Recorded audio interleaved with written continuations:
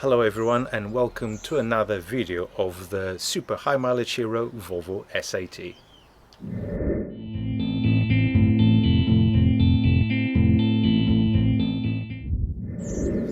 On the first episode of this video series I went through the condition of the car, both mechanically and also cosmetically, the exterior and the interior.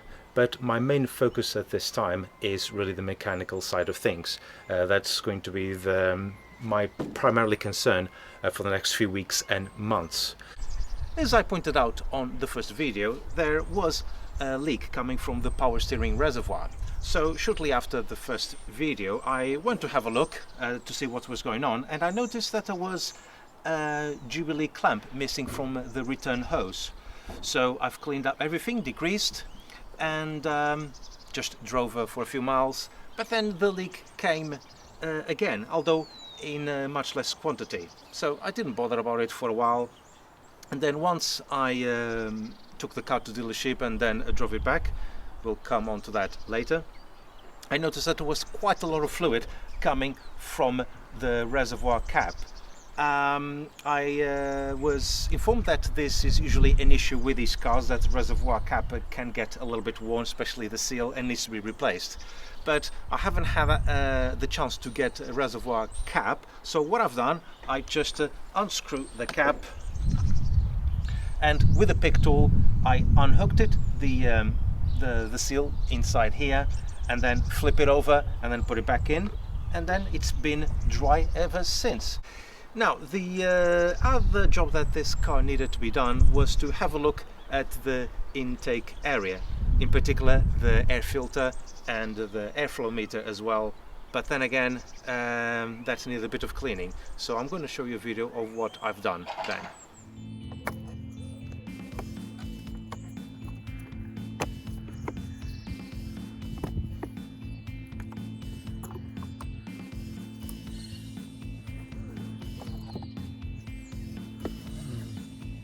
Okay, this seems to be too... oh, hang on, this bit is broken in here and it's actually warped. Okay, there's quite wet in there, but no problem. Well, this filter is really filthy. It's full of sand and dirt and everything. There's quite a bit of oil in there. I suppose everything is. And now looking at the airflow meter, to be honest, that doesn't really look very clean. You look at the mesh, that is quite gummed up with rubbish. Yeah, there you go. I really need to give this a bit of a clean. So I'm just washing the filter in a degreaser called Surfax HD from Bilhamba, and this is just only a temporary solution really until I get a new filter. I'm going to remove the airflow meter using a 25 Torx screw.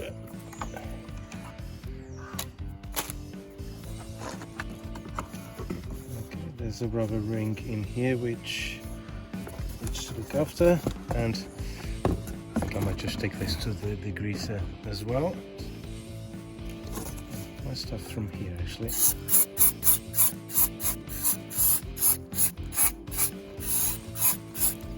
You can see the dirt inside the box. An old toothbrush. It's one thing that I always do, it's just to keep old toothbrushes to remove any debris.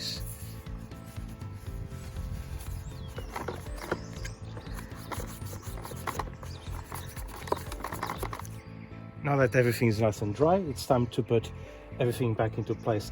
I did give a quick wipe in here to remove some debris. I wasn't able to remove the bottom box.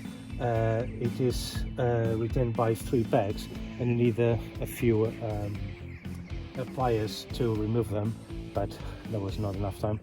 This is now nice and dry, but it will have to be replaced soon because it's not really in the greatest shape anyway. Seal is going back into place, and I'm going to put the airflow meter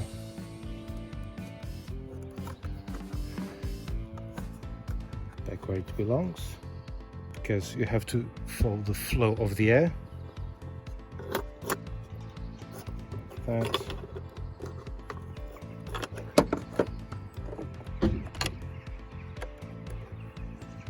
This Jubilee clip back in.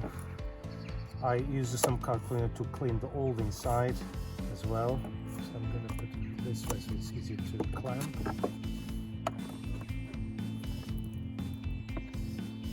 Okay, right, so this goes back in here. Okay, this goes in there. There you go. So after the airflow meter and all the airbox cleaned and dried, I actually had to put the old filter back in because I didn't have a spare one. But I really couldn't reuse it. It was full of debris and it was just simply impossible to clean. So what I've done, I just went to Euro Car Parts and I also bought a pair of windscreen wipers because the old ones were in really bad shape. And also got a filter, and altogether came to less than £20. So I just put a paper filter in here, but it's still not problem solved yet. So the air actually going to the car doesn't seem to be quite right, because there's a broken piece. So there's unfiltered air going into the airflow meter and so on. The wipers that I've used Bosch wipers. And instead of buying a full kit, I actually bought two of them separately. I've bought the Bosch Super Plus SP24S for the driver's side, which has a spoiler and it is 24 inches wide, and for the passenger side I've bought just a normal one, a SP22, which is 22 inches long. I also mentioned on my previous video that I was going to take this car to a Volvo dealership to have a full cambelt service. The normal timing belt and its tensioner and water pump, plus the dynamic timing belt, which basically connects the camshaft to the diesel pump, and also its tensioner. It also included the service the auxiliary belt, but no tensioners for the auxiliary belt. The whole work cost just over £630, and it was done by Caffin's Volvo, based in Worthing, and they provided me an excellent service for this car, and also did a complimentary health check, which I'm going through in just a moment. The Volvo dealership came highly recommended by many members in the Volvo community, so I thought, why not, and use them. I've dealt with Lee and Paul at Caffin's Volvo in Worthing, and I definitely recommend that dealership.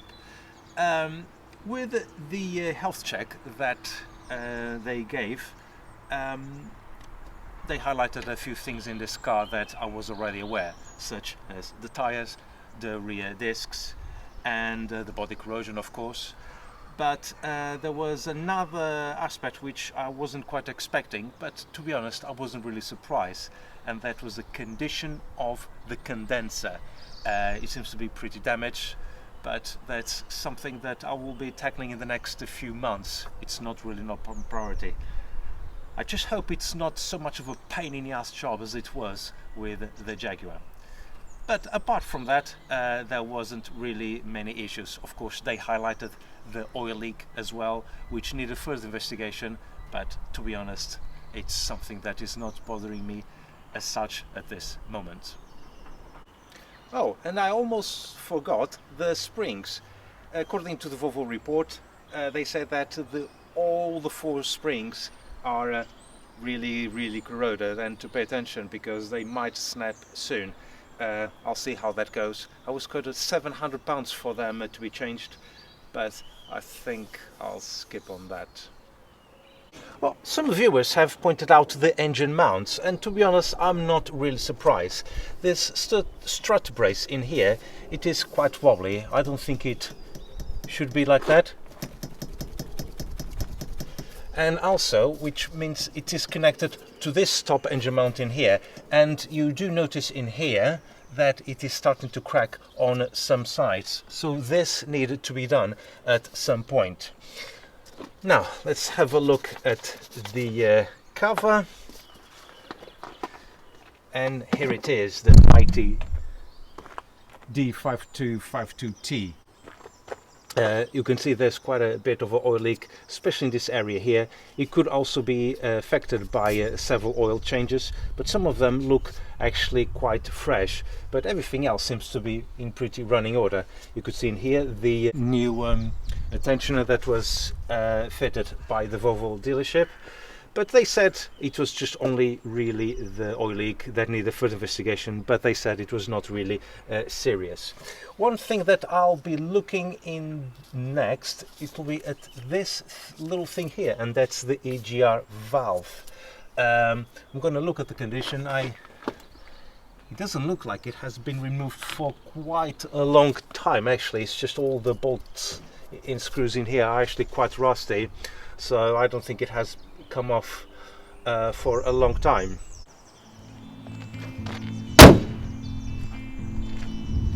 So there you are. That's what's happening under the bonnet at the moment. I'm not sure which job I'm going to do next.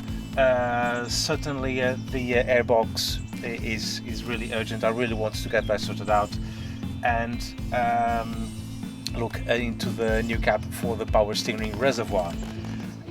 In regards to the engine mounts, as I said before, I need to have a look at how that's done, because it seems to be a bit of a big job where I have to jack up the car and also look at the other mounts of that strut brace, if you can call it, and look into it, possibly replacing the whole lot apart from that mount.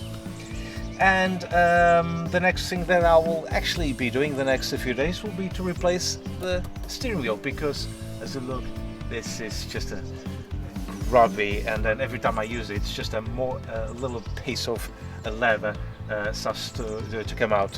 So I've already bought a new steering wheel. I'm going to give it a nice good clean, and then take off this old one and then put the new one back in. But that will be a matter for another video. So thank you very much for watching, and I'll see you on next video. Take care.